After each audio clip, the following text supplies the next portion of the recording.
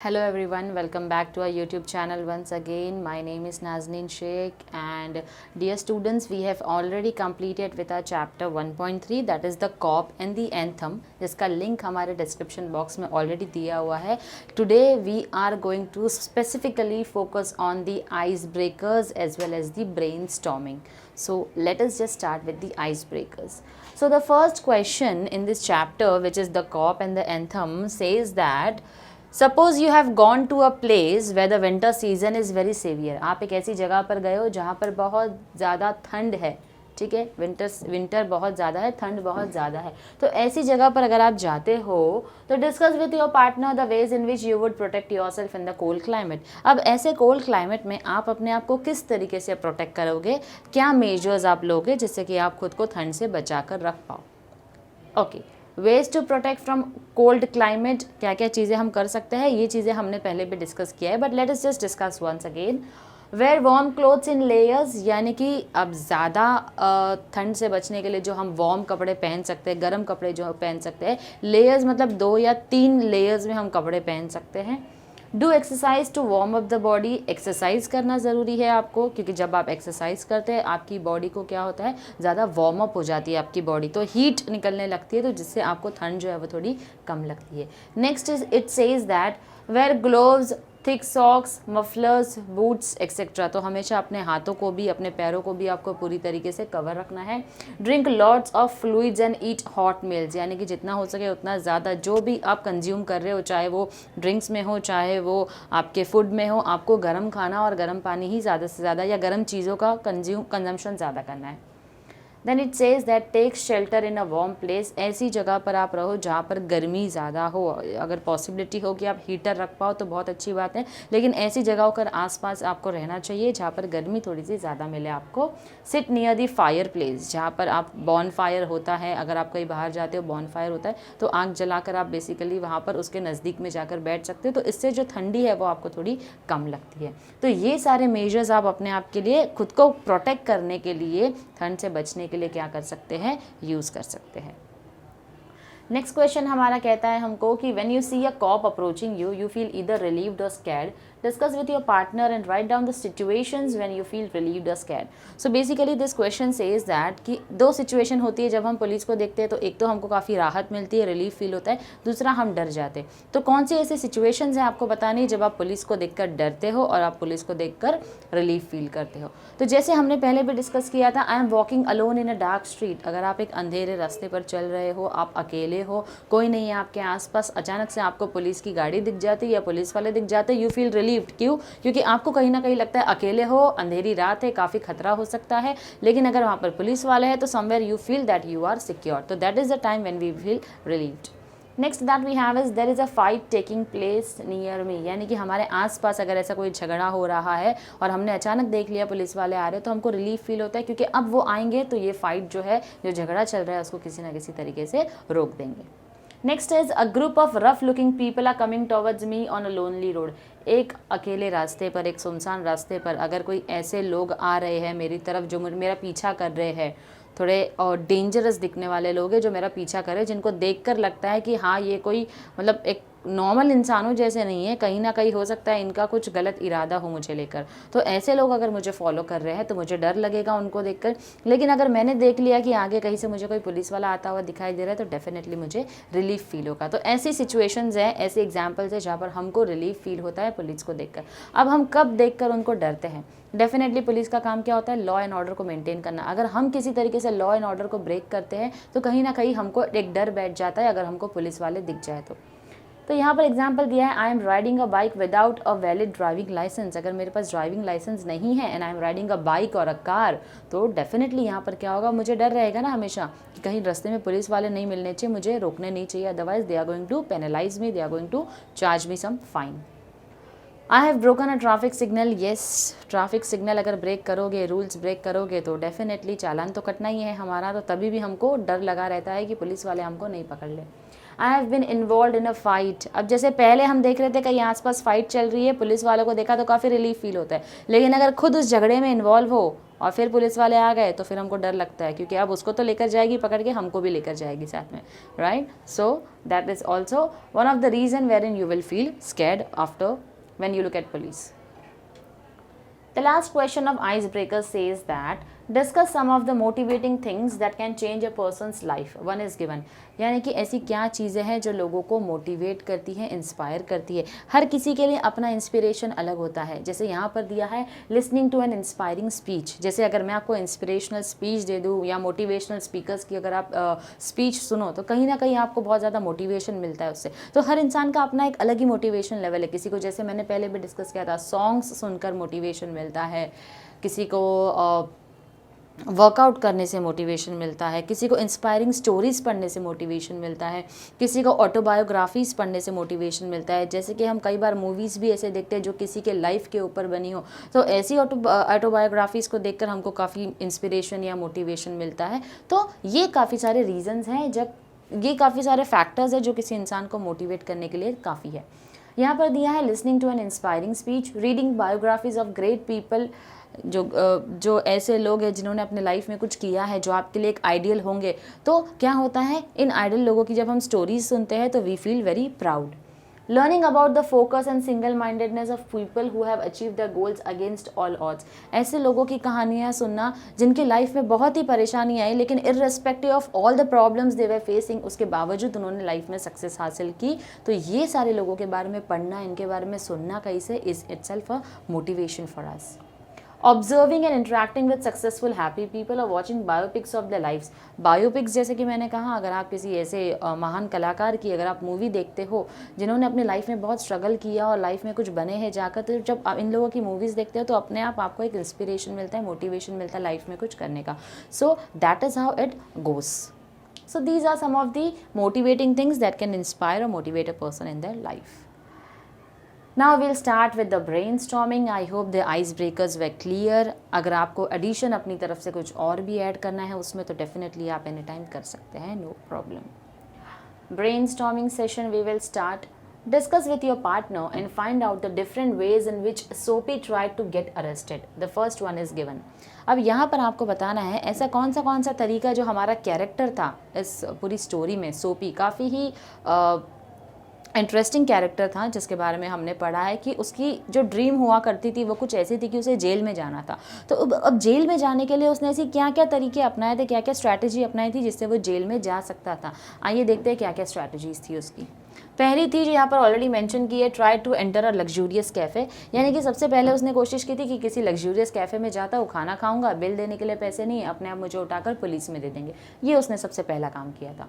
दूसरा काम किया था, थ्री व stone and broke a shop window. जैसे हमने देखा था कि एक शॉप थी जहाँ पर कांच था, जहाँ पर ग्लास लगा हुआ था। तो ऑलरेडी उस शॉप पर जहाँ पर ग्लास लगा हुआ था तो उसने क्या किया था, उस ग्लास को ब्रेक कर दिया था ताकि पुलिस आए, मुझे पकड़े और मुझे लेकर जाए।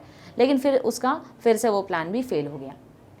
Ate heartily at a restaurant and then said he had no money to pay the bill. अब तीसरी बार वो एक नॉर्मल से रेस्टोरेंट गया जो पॉकेट फ्रेंडली था, वहाँ जाकर उसने खाना खा भी लिया। जो चीज़ उसने लग्जूरियस कैफ़े के लिए सोची थी उसने, लेकिन वहाँ पर एक नॉर्मल से कैफ़े में जाकर, होटल में जाकर खाना खा लिया। खाना खाने के बाद उसने बोल दिया मेरे पास बिल नहीं, पे करने के लिए पैसे नहीं है, तो आप एक काम करो मुझे पुलिस वालों के पास दे दो। अब वहाँ के वेटर्स के पास इतना टाइम नहीं था तो इसलिए उन्होंने उठाकर उसको बाहर फेंक दिया था, पुलिस के हवाले नहीं किया था। अगेन उसका थर्ड प्लान भी फेल हो चुका था। फोर्थ प्लान था उसका, shouted and howled and raved and dance on the sidewalk causing a disturbance. तो यहाँ पर उसने क्या किया था, रास्ते में एकदम ड्रंकार्ड की तरह यहाँ वहाँ झूम रहा है, चिल्ला रहा है, गाना गा रहा है आधी रात को, ये सोचकर कि पुलिस वाला मुझे ऑब्जर्व कर रहा है, देख रहा है, मुझे पकड़ लेगा। लेकिन पुलिस वाले ने उसको नहीं पकड़ा। तो अल्टीमेटली क्या हो गया, फोर्थ प्लान भी उसका फेल हो गया। फिफ्थ प्लान था स्टोलन अम्ब्रेला, जहाँ पर उसने किसी का अम्ब्रेला चुरा लिया था। जो एक सिगार शॉप पे एक आदमी गया था जो सिगार ये कर रहा था, स्मोक कर रहा था। तो वहाँ पर जाकर उसने क्या किया था, वहाँ जाकर उसका अम्ब्रेला चुरा लिया था, लेकिन बावजूद इसके उसने उसको पुलिस के हवाले नहीं किया। तो अल्टीमेटली उसका फिफ्थ प्लान जो था वो भी फेल हो चुका था।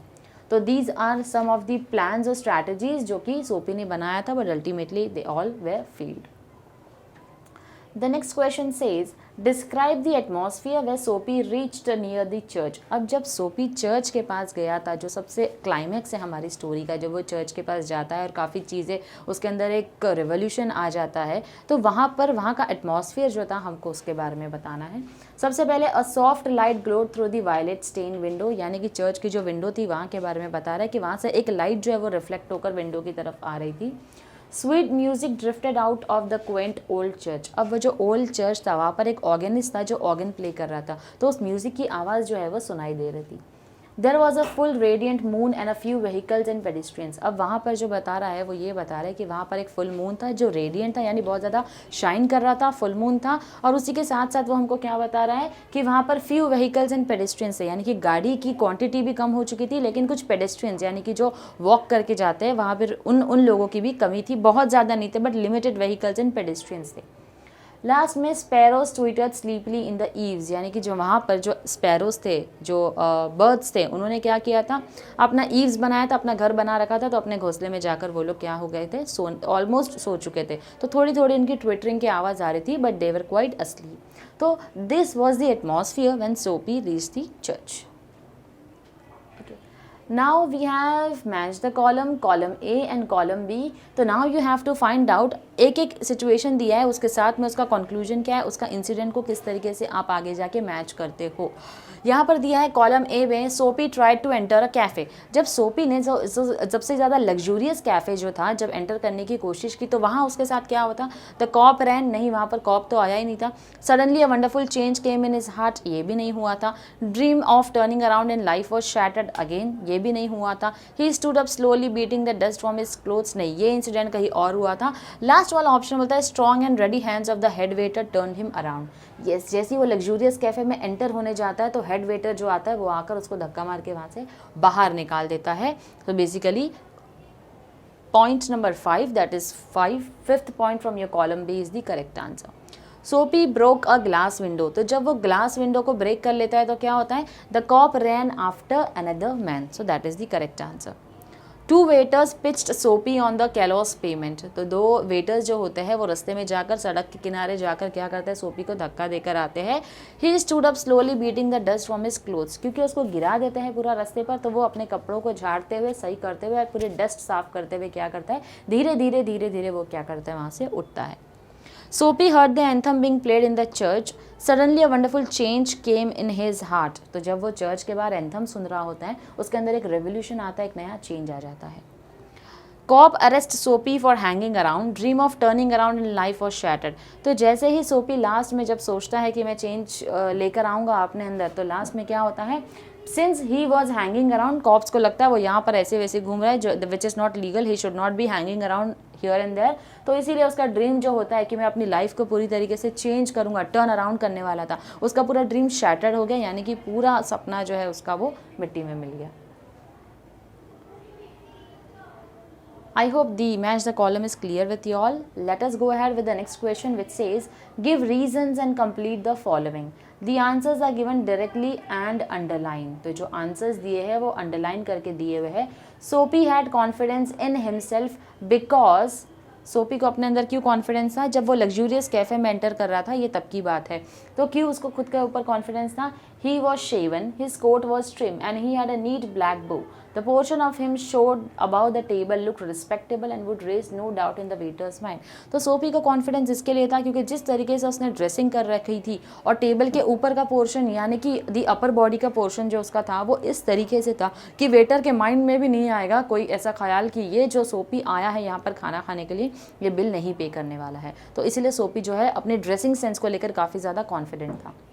नेक्स्ट क्वेश्चन आपको कहता है the head waiter of the luxurious cafe did not allow सोपी टू एंटर। अब क्यों अलाउ नहीं किया था सोपी को एंटर करने के लिए, because he saw Soapy's tattered trousers and old worn out shoes and knew that Soapy would not have money to pay for a meal. अब सोपी ने ये सोचा था मेरा अपर पोर्शन इस तरीके का है कि वेटर के माइंड में तो कभी नहीं आएगा, लेकिन उसने अपने लोअर पोर्शन के ऊपर ध्यान नहीं दिया था जहाँ पर उसने बहुत ही पुरानी ट्राउज़र पहन रखी थी जो देखकर ही पता चल रही थी कि पुरानी भी है, काफ़ी फटी हुई सी भी है। उसके जो शूज़ है वो भी थोड़े से टोन आउट थे, जिसको देखकर वेटर ने पता लगा लिया कि ये जो बंदा यहाँ खाना खाने के लिए आ रहा है ये यहाँ का बिल अफोर्ड नहीं कर पाएगा। Next question says, the cop did not arrest Soapy for breaking the glass windows because. अब सोपी ने जब वो ग्लास विंडो को ब्रेक कर दिया था, कॉप ने उसको अरेस्ट नहीं किया था, तो उसका रीज़न क्या था? क्योंकि कॉप्स को क्या लग रहा था कि जो गुनाह करेगा, जो क्राइम करेगा, वो यहाँ पर खड़े रहकर पुलिस वाले से चैटिंग थोड़ी करेगा, थोड़ी बात करेगा, वो तो वहाँ से भाग जाएगा. Soapy was standing calmly and talking to him. The policeman knew that the man who smashed glass windows do not remain there to chat with police. तो यही मैंने आपको कहा कि जो भी गुनाह करता है, गुनहगार गुनाह करने के बाद वहाँ कभी रुकेगा नहीं, वहाँ से भाग जाएगा, चला जाएगा. इसलिए पुलिस को जो है वो सोपी की बात पर भरोसा नहीं था, इसलिए उसको उन्होंने अरेस्ट नहीं किया था.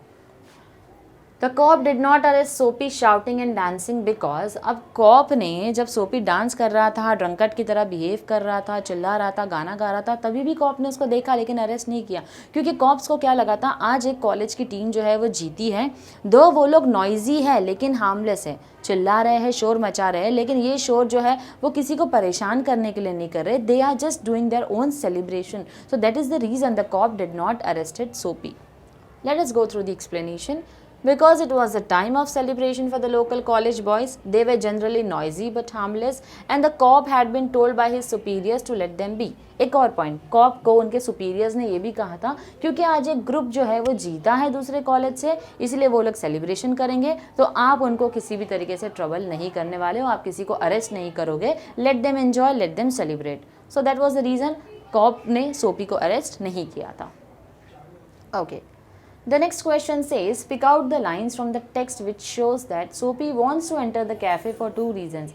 अब दो ऐसी लाइन आपको बतानी है या ऐसी लाइन्स को आपको पिकअप करना है जो बताता है, स्पेसिफिक आपको सेंटेंस दिया है तो उस सेंटेंस को आपको प्रूफ करना है. तो वो कौन सी लाइन्स हैं आपके पैसेज में या फिर आपके पूरे ऐसे में, पूरे चैप्टर में, पूरी स्टोरी में जो उस लाइन को जस्टिफाई करती है. Okay. Soapy wants to enter the cafe for 2 reasons. अब सोपी को कैफ़े में एंटर करना था लेकिन उसके 2 रीज़न थे. तो क्या रीज़न थे? A roasted mallard duck thought Soapy would be about the thing with a bottle of wine and then some cheese, a cup of coffee and a cigar. तो ये आपके 3rd पैराग्राफ में दिया हुआ है कि वो एंटर करके क्या वहाँ पर खाना चाहता था. दूसरा है the meat would leave him filled and happy for the journey to his winter island. Winter island का मतलब है यहाँ पर कहाँ जाना चाहता था सोपी? सोपी जाना चाहता था विंटर आइलैंड में, यानी कि जेल में. तो ये 2 रीज़न है क्यों सोपी ने सोपी को एंटर करना था उस कैफ़े में. Next question says, Soapy was afraid that he won't be able to enter the prison. अब सोपी को लग रहा था कि वो प्रिजन में नहीं जाने वाला है, तो उसका क्या रीज़न है?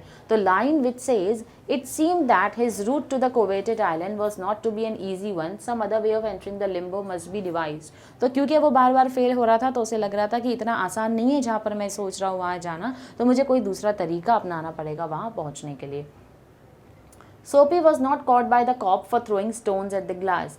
सोपी को पुलिस वालों ने नहीं पकड़ा था जब उसने ग्लास को स्मैश कर दिया था, तोड़ दिया था. कौन सी लाइन बताती है? The policeman refuse to accept Soapy even as a clue. The policeman saw a man half way down the block running to catch a car with the drawn club he joined in the pursuit. तो यहाँ पर क्या हुआ? Policeman ने accept ही नहीं किया था. जैसे अभी हमने रीजंस में देखा था क्यों एक्सेप्ट नहीं किया, क्योंकि जो भी गुनहगार गुनाह करेगा वो यहाँ पर खड़े रहकर पुलिस वाले से बात नहीं करेगा, रेदर वहाँ से भाग जाएगा. तो उसने क्योंकि एक आदमी को भागते हुए देखा कार पकड़ने के लिए, तो पुलिस वाले को क्या लगा, कॉप को लगा कि he is the main culprit, तो वो उसके पीछे भागने लग गया. Soapy actually did not want the umbrella. Soapy को अम्ब्रेला नहीं चाहिए था. He hurled the umbrella angrily into the excavation. तो ये लाइन कहती है उसने गुस्से में आकर, क्योंकि पुलिस ने उसको नहीं पकड़ा था, गुस्से में आकर उसने क्या किया था, अम्ब्रेला को एक्सकवेशन यानी कि खड्डे में, वहाँ जो गड्ढा था जहाँ रोड का काम चल रहा था वहाँ पर उसने उस अम्ब्रेला को फेंक दिया था. Listening to the anthem, Soapy remembered his good old days. Anthem को सुनते हुए Soapy remembered his good old days. तो कौन सी लाइन ये बात प्रूफ करती है या जस्टिफाई करती है? He had known it well in the days when his life contained such things as mothers and roses and ambitions and friends and immaculate thoughts and callers. So basically this is the line which justifies that Soapy was listening to the anthem and he also remembered his good old days. Okay, so the next question that we have is, Soapy's earlier life was much different from his present life. Complete the table to show this contrast. अब उसकी comparison करनी है हमको earlier life में और present life में क्या चल रहा था. Contained friends and roses, जैसे कि उसने एक लाइन में मेंशन किया है, when his life contained things as mothers and roses, तो friends and roses हुआ करते थे उसकी लाइफ में. जब हम बात करते हैं प्रेजेंट लाइफ की, तो there are unworthy desires. unworthy desires का मतलब होता है he do not have any kind of desires in life. अब उसको लाइफ में कुछ बनना या कुछ करना नहीं है. Next says, eager ambitious, that he was ambitious enough. पहले उसकी लाइफ में एम्बिशन हुआ करते थे, उससे कुछ बनना था, but right now in his present life there are dead hopes. अब किसी तरीके की उम्मीद उसको नहीं है। डिग्रेडेड डेज यानी कि बहुत ही बुरे वक्त से वो गुजर रहा था प्रेजेंट लाइफ में। Earlier life clean thoughts and clothes, present life wrecked faculties and base motives. So earlier life में he was quite clear about his thoughts कि उसको life में क्या करना है, but right now in his present life he has no idea where he is going, what he is doing with his life. So that was the two different situation कि past life में, earlier life में वो क्या करता था और present life में what was his situation. Coming to the next question. After listening to the sweet and solemn organ notes, Soapy decides to, जब वो organ notes सुन रहा होता है उस चर्च के बाहर खड़े रहकर, तो वो क्या चीज़ सोचता है, क्या आगे अपना डिसीजन लेता है? Pull himself out of the mirror, conquer the evil that had enslaved him and make a man of himself again. Resurrect his old eager ambitions and pursue them without faltering. Go to the downtown district and find work. तो जैसे हमने last paragraph में अपने देखा था कि Soapy ने क्या सोचा कि अभी मैंने लाइफ में अपने आप को इस इतने बुरे वक्त में मैंने खुद अपने आप को डाल दिया है, ऐसे गड्ढे में खुद को मैं गिरा चुका हूँ जहाँ से मैं बाहर नहीं आ पा रहा हूँ, लेकिन मैं कोशिश करूँगा इन चीज़ों से बाहर आने की, अपना फिर से एक अच्छा वक्त लेकर आऊँगा और उसी के साथ साथ टाउन में जाऊँगा और वहाँ जाकर, पहले उसको किसी एक फर इम्पोर्टर ने जॉब ऑफर की थी, तो जाकर फिर से मैं क्या करूँगा, उस जॉब को ढूंढूंगा और अपनी लाइफ को वापस से सेटल करूँगा. सो that is what he had thought. तो ये जो 3 लाइन आपको ऑलरेडी आपके पैसेज में दी हुई है वो आपको बताना है कि उस ऑर्गन को सुनते हुए, उस नोट्स को, उस म्यूज़िक को सुनते हुए उसके माइंड में क्या चल रहा था. Now here it says that write an incident in which you did something wrong and repented for it later. Give reasons. Now there has to be a story, there has to be a personal story which you need to mention. अगर आपको कोई ऐसा experience नहीं भी हुआ है तो again if a question is being asked in your exam you have to make a story on your own and then you have to write it. So the question says ऐसा incident आपको mention करना है जहाँ पर आपकी वजह से कभी किसी को परेशानी हो गई थी और आपको later उस बात का बहुत बुरा लगा कि मेरी वजह से किसी को परेशानी हो गई है और आपने उसको रिपेंट किया, अपना पश्चाताप जो था आपको, तो आपने अपने बिहेवियर को सुधार दिया. तो यहाँ पर एक इंसिडेंट दिया हुआ है. A lady who stayed in my building used to shout at me for playing noisily under her window. तो यहाँ पर जो राइटर है उसने एक इंसिडेंट शेयर किया है कि उसने किसी लेडी को परेशान किया था, तो उनके घर के बाहर खेल रहा था तो काफ़ी ज़्यादा चिल्लाता था, तो हर बार वो लेडी आकर उसको डांट देती थी. तो एक बार उसको गुस्सा आ गया तो उसने क्या कर दिया, गुस्से में आकर उसकी जो विंडो थी उसको ब्रेक कर दिया, पत्थर फेंक कर मार दिया. तो उसको बहुत ही लाउड नॉइज़ आई थी कि किसी के चिल्लाने की आवाज़ आई. बाद में उसको पता चला कि उसने जो पत्थर फेंक कर मारा तो उस लेडी को इंजर कर दिया था. तो उसको उस बात का बहुत बुरा लगा था. दो उसने जाकर बाद में कन्फ्रंट नहीं किया कि मैंने ही पत्थर फेंक कर मारा था, लेकिन उसके बाद उसने अपना बिहेवियर जो है वो सुधार दिया उस लेडी के साथ. तो इस तरीके से आपको अपनी कोई स्टोरी जो है वो मेंशन करनी है अगर आपको एग्जाम में पूछा जाता है तो. Next, O. Henry has used different words to indicate prison where Soapy wants to reach. Make a list of those words from the extract. तो prison के लिए बहुत सारे अलग अलग टर्म्स जो है वो O. Henry यानी जो ऑथर इन्होंने यूज़ किए, तो you need to mention what are those words. एक तो है हमारा द आइलैंड, विंटर आइलैंड भी बोला गया है उसको, और एक आर्केडिया भी बोला गया है. तो these are the terminologies used to address the term prison. Now find out the words used for the degraded state of Soapy. तो जैसे जब वो म्यूज़िक प्ले हो रही थी तो उसी के साथ साथ वो अपनी लाइफ के बारे में कुछ सोच रहा था, तो उसी के अंदर सारे वर्ड्स दिए हुए जो कि उसकी बुरी सिचुएशन को बताते हैं. The pit into which he had tumbled, the degraded days, unworthy desires, dead hopes, wrecked faculties, base motives, mire, evil that had enslaved him. So these are the words जो बताती है कि उसके कितने बुरे दिन चल रहे थे. The specific meaning of the word anthem in the content of the story is. अब एंथम का मतलब तो होता है प्रेयर सॉन्ग, लेकिन अगर हम स्टोरी के कॉन्टेक्स्ट में बात करें तो व्हाट वाज इट एग्जैक्टली, क्योंकि ये म्यूज़िक सुनने के बाद, इस एंथम को सुनने के बाद एक न्यू चेंज फील किया था सोपी ने अपने अंदर, इसीलिए इस को बोला जाएगा अ राउजिंग और uplifting song, a song of hope. तो बेसिकली ये उसके लिए एक इंस्पायरिंग सॉन्ग था. The next question that we have is convert the following sentences into negative without changing their meanings. तो यहाँ पर affirmative sentences दिए हैं जो आपको क्या करना है, नेगेटिव में कन्वर्ट करना है, बट उसका मीनिंग नहीं चेंज होना चाहिए. The policeman refused to accept Soapy even as a clue. तो refused to accept का मतलब होता है he did not accept. तो basically the answer would be the policeman did not accept Soapy even as a clue. Next says Soapy drifted along twice unsuccessful. तो unsuccessful हमको जो है उसको ब्रेक करना है, नेगेटिव फॉर्म में लेकर आना है. Soapy drifted along not being successful twice. Soapy stopped his unavailing racket. Stopped हो गया तो उसका मतलब ही डिड नॉट कंटिन्यू. तो अपोजिट वर्ड्स को यूज करते हुए आपको नेगेटिव सेंटेंस फ्रेम करना है. Soapy did not continue his unavailing racket. The next sentence is the island seemed very far away. तो वेरी फार है तो क्या होगा, island did not seem to be anywhere. The island seemed an unattainable Arcadia. The island seemed an Arcadia which could not be attained. तो unattainable को हमने क्या कर दिया, उसका opposite attainable use करके sentence को negative में convert कर दिया. So that's how you convert a positive sentence or an affirmative sentence into negative. Now we have convert the following sentences into the affirmative without changing their meanings. अब negative sentence दिया है तो आपको उसका opposite ढूंढकर क्या करना है, आपको affirmative यानी positive में convert करना है. Men who smash windows do not remain to chat with the police. तो do not remain का क्या होगा यहाँ पर, men who smash windows refrain from remaining at the site to chat with the police. So basically यहाँ पर do not remain को क्या कर दिया उन्होंने, refrain कर दिया है. Why don't you call a cop? That means आप पुलिस को क्यों नहीं बुलाते, तो instead you must call a cop. So ultimately it gives you the same meaning. On the opposite side of the street was a restaurant of no great pretension. तो no great pretension का हमने क्या कर दिया है, no को हटाकर unpretentious restaurant कर दिया है, उसका अपोजिट कर दिया है. Noisy but no harm. तो basically it comes as noisy but harmless. They seem to regard him as a king who could do no wrong. तो how will you convert it to an affirmative sentence. They seem to regard him as a king who was incapable of doing anything wrong. Who could do no wrong का उन्होंने क्या किया, who is incapable to do anything wrong. So that's how you change your negative sentences to an affirmative ones. Without changing the meaning, you only need to focus on the opposites of the sentences, of the words which are being mentioned. Now this is the last question which says forgiveness is often better than punishment. Write 2 paragraphs, one for and another against this notion. तो यहाँ पर आपको ये जो workshop दिया है last में, जिसमें आपको कई सारे प्रोवर्ब्स दिए हुए हैं और आपको उसके ऊपर कुछ ना कुछ मेंशन करना है story. So we have already written quite a few pointers for you all. So for your reference you all can definitely go through this. Okay, so with this we have completed our icebreakers as well as brainstorming session for your chapter 1.3, the cop and the anthem. In case if you like the video or you have any suggestions, do like, share and comment our video. Thank you very much.